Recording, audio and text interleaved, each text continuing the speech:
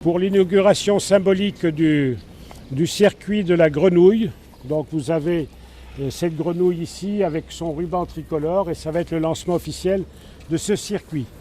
Je voulais remercier tout particulièrement Jean-Yves Collet, le député maire d'Avallon, qui a mis un peu d'argent dans l'achat des flèches et ça nous a permis de réaliser ce circuit touristique qui va vous permettre de découvrir la ville avec tout son patrimoine et puis aussi des choses que vous ne voyez plus aujourd'hui mais que vous verrez dans le document. Et ça, Catherine vous l'expliquera. Remerciements aussi au sculpteur, à Yvan Baudouin, parce qu'on peut faire un circuit de la grenouille dans la mesure où on a une grenouille. Et c'est vrai que cette grenouille qui a été réalisée, je crois en 2008, il me semble, grâce à l'association Traverse, et Justine qui est là. Justine est là et a participé, a insisté d'ailleurs pour qu'on garde cette grenouille ici. Et donc on a acquis la grenouille et aujourd'hui elle sert de support aux visites de la ville. Parce qu'il y a un lien affectif très fort avec entre cette grenouille, les Avallonnais et les touristes qui viennent dans le quartier historique.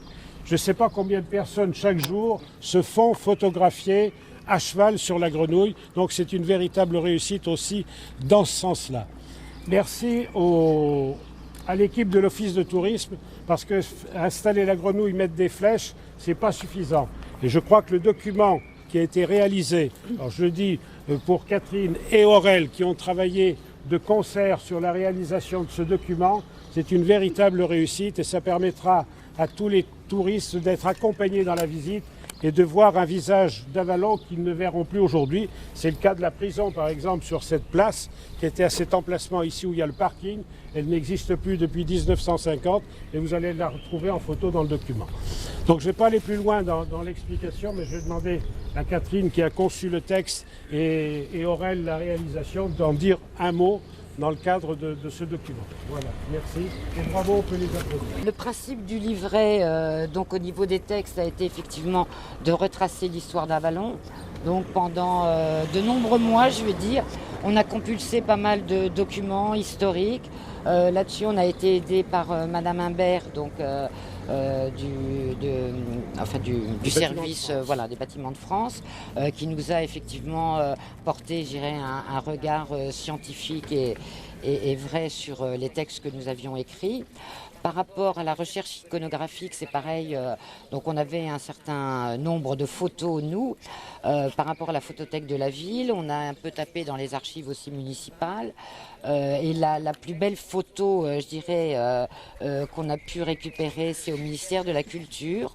Et c'est la collégiale telle qu'elle était au XIIIe siècle. Donc ça, vous l'avez à l'intérieur, avec tous ses apôtres et surtout le tympan qui est, je dirais, en parallèle avec celui de Vézelay, puisque effectivement ça symbolisait donc la résurrection, puisque nous on a Lazare d'un côté et à Vézelay ils ont Marie-Madeleine. Donc voilà.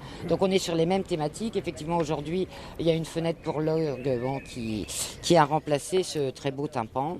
Donc ça c'est une photo très très particulière et le principe de l'iconographie c'était de montrer ce qui était aujourd'hui invisible, c'est-à-dire que les gens se trouvent devant le bâtiment, donc c'est pas la peine de leur montrer, par contre de leur montrer soit un bâti antérieur, soit l'intérieur des bâtiments, puisque par exemple notamment la tour de l'horloge n'est ouverte qu'aux journées du patrimoine ou lors de nos visites de groupe de l'office de tourisme.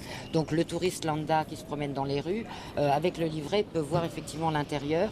Et on a symbolisé aussi par une assemblée générale de la société d'études qui a longuement occupé ce lieu, donc avec les édiles, comme on disait à l'époque, les échevins, oui, les échevins de la ville d'Avallon, pardon.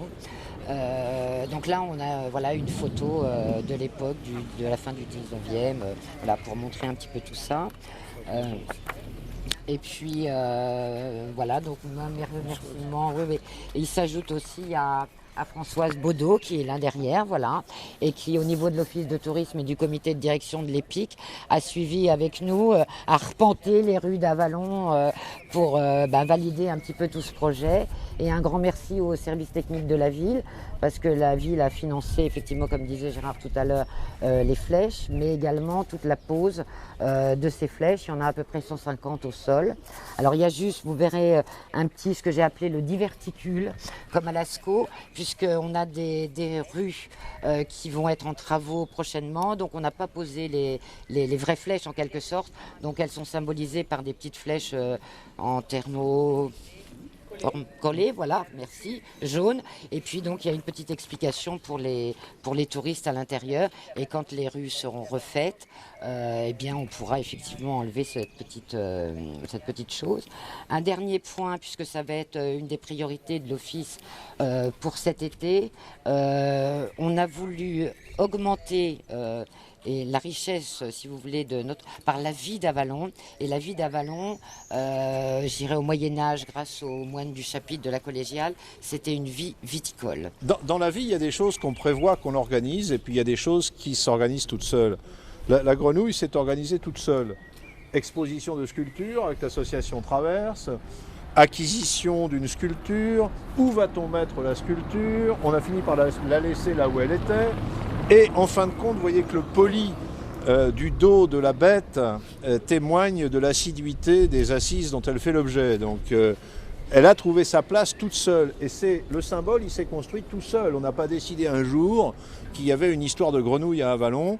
La grenouille est arrivée, l'histoire s'est racontée comme ça. Et aujourd'hui, elle fait partie des points de repère de la visite de la vieille ville, dans un endroit particulièrement riche, au plan du patrimoine de la cité.